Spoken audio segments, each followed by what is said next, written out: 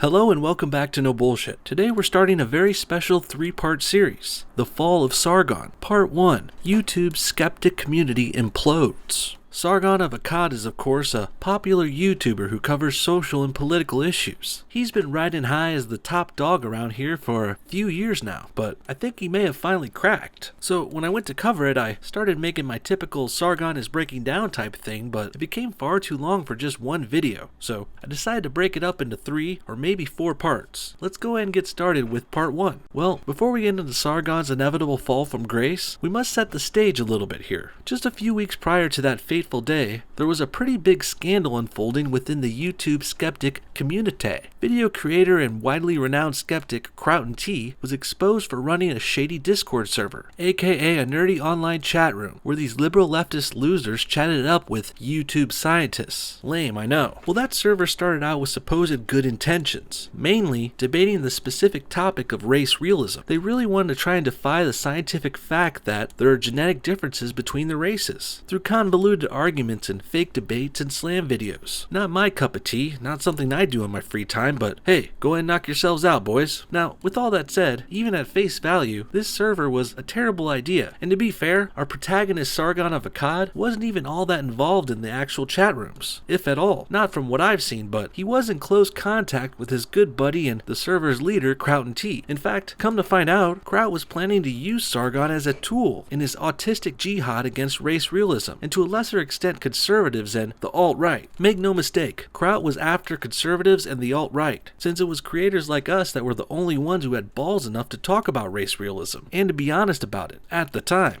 Things have certainly changed now, and people like Andy Worski have come around to talking about it, but it wasn't like that a few months ago. Which reminds me, side note, do you guys remember my Docs by the YKKK video from early November? Well, it turns out I was right about all of that. There was a secret group of leftists who were online collecting information and making coordinated videos against us. It was Kraut's server. They are the YouTube KKK. I knew something was up, but I never thought it would be this big. And I certainly never thought they would get found out. Not this quickly. You see, when I predicted this last year, I was thinking it was just a few lefties coming after me. But come to find out, a month later, all the people who made videos about me, 6 different YouTubers, well, they had all joined Kraut's server. Hell, Kraut was one of them. But before I get sidetracked too much, let's get back to Sargon and how he became a pawn in Kraut's new attack plan. You see, convoluted arguments and overly sourced videos were only getting their server so far, and Kraut's peeps were obviously fighting an uphill battle, since not only were they going up against the stone cold fact that race realism is true, but they also had a rather lackluster crew of characters who could barely cobble together 50,000 subscribers between them, let alone a good story or a joke or anything entertaining enough to make a decent video. Meanwhile, T himself was the most popular there, having over 100,000 subscribers, which is pretty significant. But if we're being honest, his videos aren't the best either. They're all boring, dull, extra dry-witted, and oh my god, Kraut's voice is so fucking annoying. Because of this, the thought of actually putting yourself in the position of another cannot be formulated by the African Negro. Kraut can't help but sound pompous, condescending, and just too full of himself. And this is certainly not the kind of content that can get traction outside of his own dedicated fan base. So needless to say, Kraut needed some help. Re-enter Sargon of Akkad, the de facto leader of YouTube's skeptic community, and also Kraut's dear friend. Sporting a meaty 700,000 subscribers across 3 channels, Sargon had the perfect platform Kraut's server could utilize for their agenda, which by this time, a few weeks or maybe a month into this Discord server's life, things started to change on there, to say the least. It seemed the group had escalated things, and in addition to discussing and planning ways to combat the topic of race realism, they also started to create hit lists of, quote, targets, to which they would gather additional information on. Their targets included other right-wingers and many friends of this show, like James Alsa, Lauren Southern, Faith Goldie, Brittany Pettibone, and many others. But one target held a special place in Kraut and T's heart, Coach Red Pill. Kraut and Coach were waging war at this time, in the tweets, the comments, and in the video arenas. They were debating not only race realism, but they were also devolving into personal attacks and insults, going at each other like a pack of wild dogs. And shit really hit the fan when Coach Red Pill called out Kraut's accent. Remember how I was saying Kraut talks so annoying and wanna be smart? Well, I thought it was just a British accent made worse by this douchey pseudo-intellectual loser, but Coach pointed out that it was something far worse and more cringy. I realized something almost immediately when I listened to him. He's faking his accent.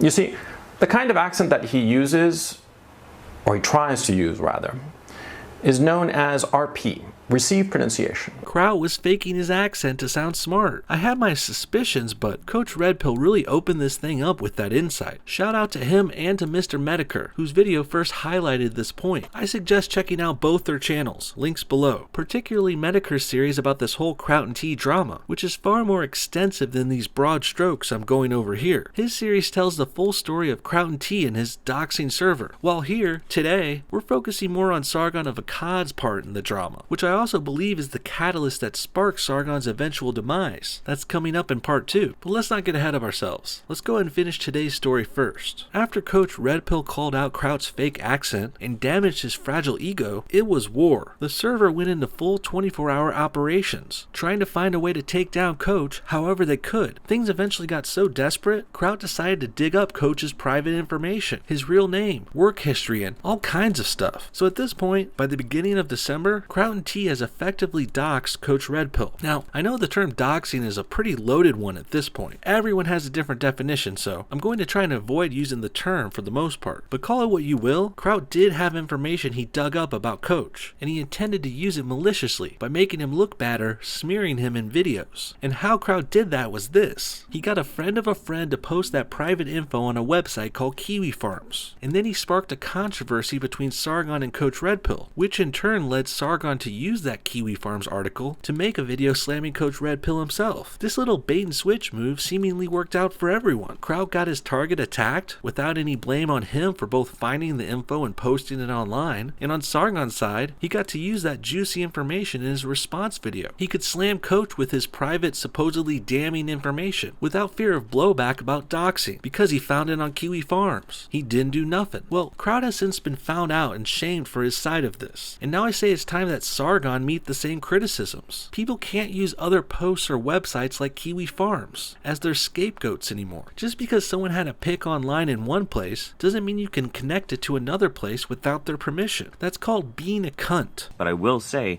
intentionally revealing somebody's name who didn't want it is an intimidation tactic, and if you do it, you're a cunt. And it's exactly the kind of behavior all of YouTube attacked Candace Owens for just a few months before all of this. Now, I don't know if people realize this, but this method, this situation, this is the whole trick of Kiwi Farms. Supposedly anonymous people post others' private info so that a third party can bring it out publicly, and then they're all free of blame. Everyone's hands are clean of the doxing. It's basically like they're laundering the dox through a website, if you think about it. And dirty blood money from, say, the mafia that goes through laundering is still dirty blood money. So private damning information that goes through laundering on Kiwi Farms is still private damning information, and it's still doxing in a way. But I digress. At the end of the day, Sargon stuck by his buddy Kraut for as long as he could, even looking the other way and keeping to himself when he discovered the server was doing all this shady shit. Eventually though, Sargon had to eject himself completely from the sinking ship that is the Skeptic community. Sargon disavowed Kraut completely and almost made it out of this drama without a scratch on him, while Kraut and T and all his little minions, they went down in flames. But Sargon appeared to get out of the Skeptic implosion scot-free. The thing is though, for those of us paying attention closely, we could see the chink in his armor. No, not that kind of chink. Sargon was okay. He wasn't totally damaged, but he appeared to have a few cracks in his liberal smart guy facade. And at the time, this was late December at the time, I wasn't sure how bad it was for Sargon, but now I could truly see. Sargon of Akkad was starting to unravel before our very eyes. In the upcoming part 2, we'll go over Sargon's next big mistake, thinking he could take on the alt-right himself. You'd think he would have been smart enough to avoid this after seeing Kraut fail so hard at doing the same thing, but ego is a hell of a drug. Tune in next week for The Fall of Sargon Part 2, The Alt-Right Strikes Back. With a renewed sense of confidence and perhaps a bit of arrogance, Sargon decides to enter into debate with Richard Spencer, an actual smart person. And needless to say, Sargon goes down like Joe Glass in the first round of Punch-Out! And this loss results in Sargon retreating further into his hug box. Sargon lost and became angry, and Sargon wanted revenge. We're going to get into all that in part 2 next Monday, a week from now. Until then, we'll have a few other videos this week on some other topics, including shithole countries and Bitcoin. I'm also going to be doing a live stream tomorrow on Tara McCarthy's channel, and I'm setting up a Patreon stream for all our supporters on Friday. So check the Patreon link below because there's still plenty of time to sign up and join our live stream and have a word or two with your yours truly. Lots of fun stuff coming up on No Bullshit this week, so stay tuned and thanks again for watching. Lastly, I really hope you liked our new series, The Fall of Sargon. If you did, give us a like and comment. Comment your thoughts below on the whole Crown T doxing server drama. What do you think about these vile tactics the Skeptic community got caught using? Do you think Sargon should have gotten more blame for knowing all this was going on and not saying or doing anything, really? And if you've been following this situation live in the wild, like I have, where do you think this story is going to go next? I think if you've already watched Sargon's debate with Spencer, you probably have a good idea. If not, just you wait. We're going to get into all that in part 2 next week. Thanks again for watching No Bullshit. See y'all next time.